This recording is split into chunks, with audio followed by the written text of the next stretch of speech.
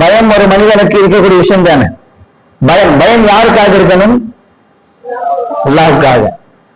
அல்லாஹ் என்ன சொல்றான்? வலா தகாஃபூனி வக்ஷவுன் வலா தக்ஷவுனி அஹதன் வலா தக்ஷவுன அஹதன் இன்தல்லாஹ். இதுல என்ன செய்யுங்க? அல்லாஹ்வை தவிர வேற யாரிடமும் பயப்படாதீர்கள். யாரை பார்த்து சொல்றான்ல?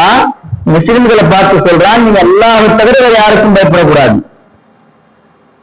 அஹாஃபூனி வலா நீங்க என்ன மட்டும் பயப்படுங்க, வேற யாரிடமும் பயப்படாதீங்க.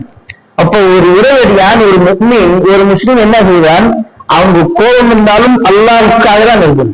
அவன் சிரிச்சாலும் அல்லாஹ்வுக்காக தான் சிரிப்பான். அதே போன்று அவனுக்கு பயம் வந்தாலும் அல்லாஹ்விடம் மட்டும்தான் பயப்படுவான். இதெல்லாம் மற்ற விஷயத்துல இருக்கலாம். ஆனா அல்லாஹ்வை பயப்படுறதுக்கு போல இருக்கக்கூடாது, அல்லாஹ்வை போல சந்தோஷமா இருக்க போல இருக்கக்கூடாது. அல்லாஹ் மேல இருக்கக்கூடிய அந்த அன்பு மாதிரி வேற யாரிடமும் அந்த அன்பு இருக்கக்கூடாது. அல்ஹுப்பு லில்லாஹ் அப்படின்னு சொல்லி குர்ஆன்ல சூரத்துல் பக்ரா அல்லாஹ் என்ன சொல்றான்? வல்லதீன ஆமனு அஷத்து ஹுப்பன் லில்லாஹ்.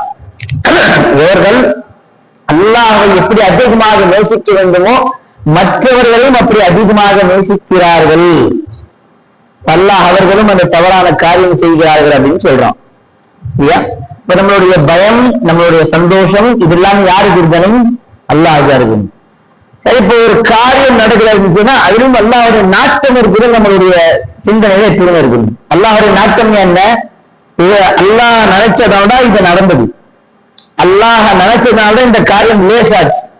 அந்த நம்பிக்கை ஃபர்ஸ்ட் யாருக்கு இருக்கணும்? நமக்கு அல்லாஹ்வின் மீது இருக்கணும். அதுக்கப்புறம் அந்த காரியத்துல சம்பந்தப்பட்ட நபர்களை நம்ம சொல்லலாம். உதாரணத்திற்கு பார்க்க போனா இன்னைக்கு நிறைய மக்கள் சொல்லக்கூடிய சாதாரண விஷயம் தான், ஆனா எவ்வளவு பெரிய தவறான காரியம். ஒரு வார்த்தை பாருங்க. உதாரணத்துக்கு இப்ப ஹாஸ்பிட்டல் போறோம். ஹாஸ்பிட்டல்ல திடீர்னு அல்லாஹ் பாதுகாக்கணும், ஒரு கார் ஆக்சிடென்ட், ஒரு பைக் ஆக்சிடென்ட், திடீர்னு கூட்டிட்டு போறாங்க எமர்ஜென்சினா ஹாஸ்பிட்டல்ல கூட்டிட்டு போனேன். டாக்டர் முடியாத பட்சம் அவர் அந்த மரணிக்கக்கூடிய நேரம் அவர் முடிஞ்ச அளவுக்கு என்னென்ன ட்ரீட்மெண்ட் கொடுக்க முடியுமோ எல்லாமே கொடுத்து காப்பாற்றுவார், அவர் குணமாயிடுறாரு. அந்த இடத்துல நம்ம இருக்கும்போது நம்ம என்ன பண்ணுவோம்? நம்மளுடைய அத்தாமா இருந்தாங்க அப்படின்னு சொன்னா என்ன சொல்லுவாங்க? நல்ல வேலை டாக்டர், நீங்க இல்லைன்னா பிழைச்சிக்க முடியாது சொல்லுவோமா?